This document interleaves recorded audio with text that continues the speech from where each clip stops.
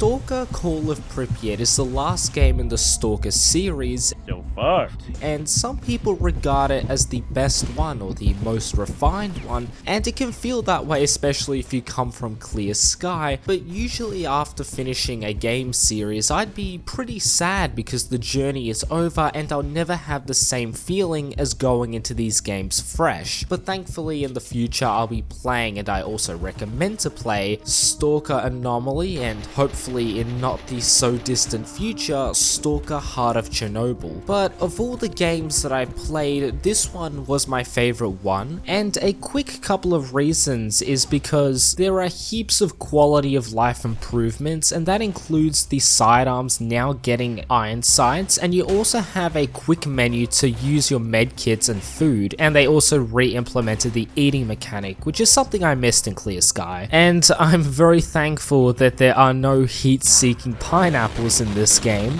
But all in all, if you're coming from Clear Sky, it's definitely a very big improvement, but that doesn't mean the game is perfect. I felt like it was a lot easier to survive, even on the easiest difficulty, even though some people might say that the game is too hard. But of course, if you want to make this game more punishing, or make it look better, or customize it to a way that would suit you, there are plenty of mods that will happily cater to you, especially if you don't want to go in fresh with no mods like I did. But I like to go in with no mods the very first time so I can really just appreciate what the devs have created that have led to such a cult following in the Stalker series. But nonetheless, let's move on to the storyline. Now, the storyline is good, not on the scale of Shadow of Chernobyl, but it did have its wow moments. But you are Major Degtarev, I can't pronounce that, and I apologize as someone who has a long ethnic last name as well, but you work for the State Security Service, and it's your job to investigate a bunch of helicopter crashes that happened at the time of the ending of Shadow of Chernobyl. This involves you going to various crash sites to examine what might have shot them down. You find out that the survivors of the helicopter crash have to make it to an evac site in Pripyat, which is completely blocked off, which means you have to find a way to break into the city. And this portion of the game was actually really fun because you more or less have to assemble a squad that will escort you through the underground tunnel into Pripyat. This squad is made up of a very diverse group of people that range from a man who has fallen for a debt scheme, you have an ex-Monolith soldier who people are very cautious of, a pilot of one of the crashed helicopters, and lucky he went into the Air Force because he's not that good of a shooter. We also have an ex-duty soldier, and you also get the help of a technician who opens up the tunnel for you, and there is finally you.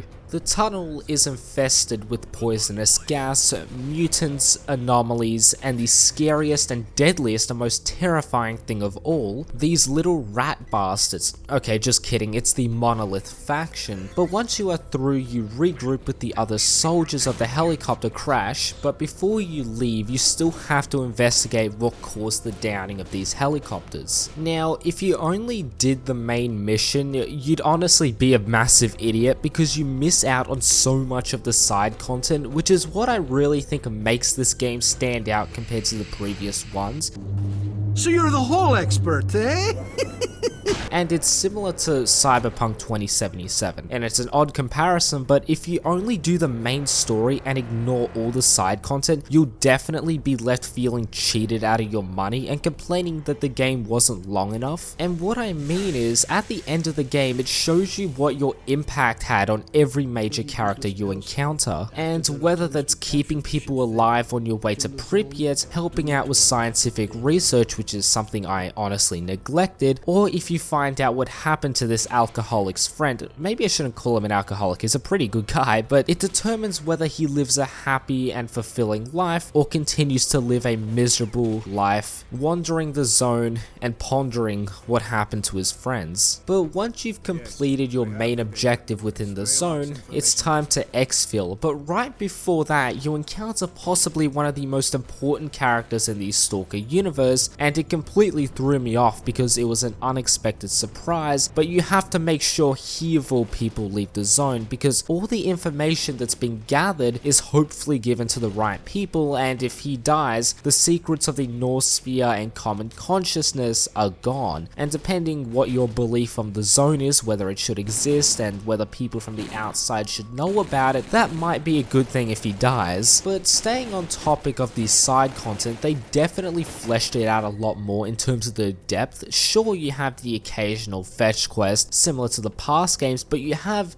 some really memorable moments, whether that's walking in amongst a whole group of sleeping bloodsuckers, which made my asshole pucker harder than a fresh prisoner, but another great one is finding out what happened to a group of stalkers that keep on disappearing, and you find out it was a work of a hemoglobin addict or a person that role plays as a vampire. I don't know the politically correct term for someone like this. I'm sure they have their own flag and people getting offended for them on their behalf on Twitter, but the last one I'll mention that really stood out to me was finding this artifact that requires you to navigate this maze, and I was lucky enough to check its status effects because I had someone approach me asking for it because his brother's dying, and he said that it had some magic healing effects, and even if that were the case, I wouldn't have given it to him. Does that make me a bad person? But if you don't give it to him, he will take it by force, and you better hope you quick save, because I reloaded one and I instantly shot him dead and claimed preemptive self-defense like something out of Minority Report. There are some side missions that involve you doing investigation stuff, and it doesn't actually tell you where you have to go to, and you have to explore and ask people questions. Some of these side missions include finding a place called the Oasis and whether it actually exists. Now, one of the complaints that I'll have about the side content isn't really about the content itself, but it's that throughout the first two areas of the map, you do have a nice amount of things to do, and before getting to Pripyat, I was really excited because it teased me as this dangerous and forbidden city, and when I got there, I was kinda disappointed, especially in regards to the side content, but you could chalk this up to the military being the only people here and having no need to offer side missions. But regardless, the location itself was really nice to just walk around and explore and soak everything up. But we need to look at the map, and it's definitely feels smaller than the last two games since it's broken down into 3 areas and they're wide and open, and they do have landmarks such as an AA site, multiple destroyed ships and bridges, and anomalies. Now this leads me onto one of my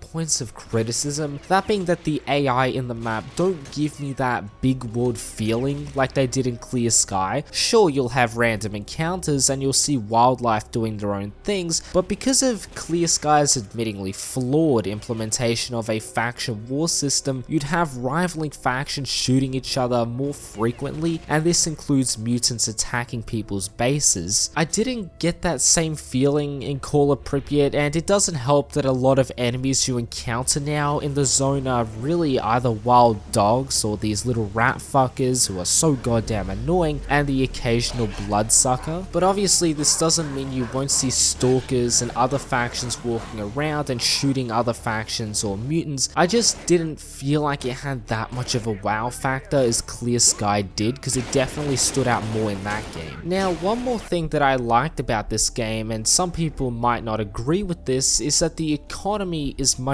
easier, meaning if you've gotten to the second area and you don't have nearly over 50,000 rubles, you're doing something seriously wrong, because hunting for anomalies is much easier because the map actually tells you where to look for them, and also the fact that upgrading equipment is much cheaper but implemented with a twist, in the sense you have to find tools to allow the mechanics to give you access to higher tier upgrades, and also one of the mechanics won't work unless it's given 2 bottles of vodka. But the accuracy of the weapons might have a placebo effect on me, since you start off with fairly decent weapons compared to the other games, because I never had that moment of frustration where you put a couple of well placed shots and they just go into the next area of the map. The combat mechanics as a whole I feel like are much easier to manage, and some people might not like that the survival aspect of the game was made easier to manage, especially when compared to Clear Sky, because you don't bleed bleed like a hemophiliac anymore, and there's heaps of medical supplies lying around, and managing your health is much easier. There also aren't large stretches in between areas before you can get to a repair station, because in Clear Sky, if you run out of ammo, medical supplies, or your gun breaks, you're going to be in for a bad time depending on where you are on the map, because it'll be a long time before you can actually get to a repair station, whereas in Call of Pripyat, since it's a lot more open, you can easily get to a mechanic pretty easily. Now, I can't go a Stalker video without complimenting the lighting and the sound, and that's because it makes me feel very terrified, because as you trudge through the zone in the dead of night and hearing the sounds of mutants that may or may not be an actual mutant that can attack you, or is just a part of the background noise. And some examples of when the lighting system is used good is when you see shadows of snorks jumping ridiculously high. But speaking of mutants, there is the implementation of many new ones, that being this fat bandit looking fuck, and the reason why I am hostile towards him is because they are so goddamn annoying, because they have the ability to snatch your weapon out of your hand, either causing you to have to run in and grab it or do a tactical retreat so you can return with more firepower. You also have a chimera which was cut from the last two games, and these things are regarded as the apex predator of the zone, well, other than Strelic. But all in all, this game definitely felt more polished and made me feel like my actions had a larger impact on the characters' lives than the past games. I do look forward to replaying this with mods though, because similar to Fallout 4, I'd play the base game once, complete it, and be satisfied, but then I would never play it again unmodded. I wouldn't touch Fallout 4 with a 10-foot pole unless I use my 100 mods that I usually use when I replay that game, and the same would go for the Stalker series.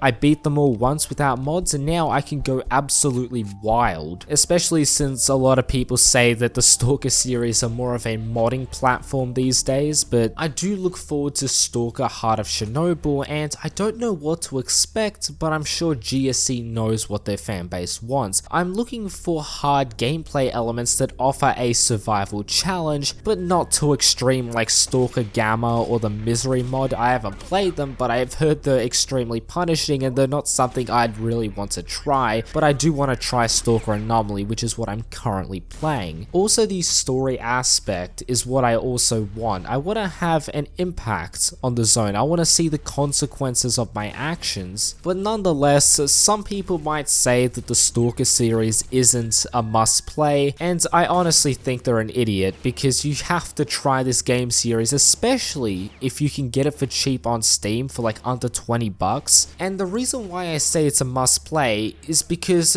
you can go beyond what you buy at the base game with all the mods that are available. You're not just gonna get 15 to 20 hours. I've seen someone with 11,000 hours, I can't find the screenshot, but it was 11,000 hours in Stalker Clear Sky. And you're not gonna achieve that with just the base game. Oh no, you're gonna be achieving that with mods, and that's only in one game. The possibilities are honestly endless with what you can do with these games, and that's why I recommend them. But nonetheless, I'm going to end today's video there, because if you did enjoy it, please do consider leaving a like, subscribing, sharing the video with your friends. Anyways, my name is Tantu, and I will catch you guys in the next video. Peace.